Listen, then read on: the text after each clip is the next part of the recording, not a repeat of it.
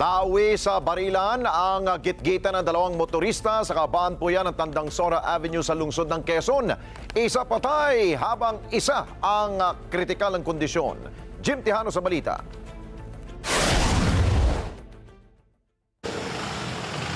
Bahagyang bumigat ang daloy ng trapiko sa bahagi ng Tandang Sora Avenue sa Old Balara, Quezon City.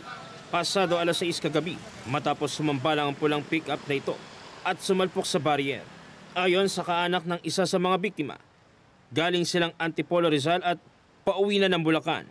Nang makagitgit na nila ang puting close van.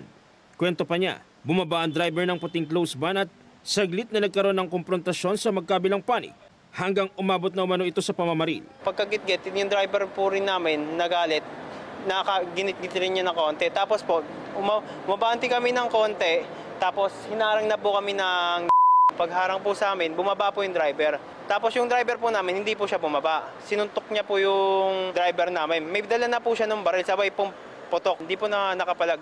Inubos na po lahat na halos ng bala.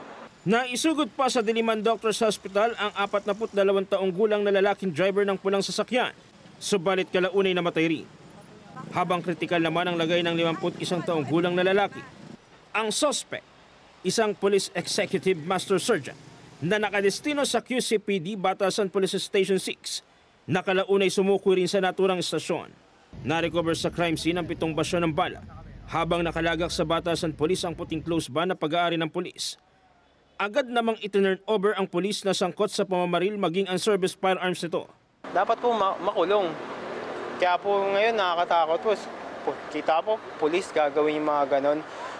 Parang pumatay lang po siya ng hayop manok Pag baril, sabay lakad lang, tas sakay, tas alis. Ganun lang po yung nangyari. Sinusubukan pa namin kunin ang panig ng suspect at ng Quezon City Police District ukol sa nangyaring insidente.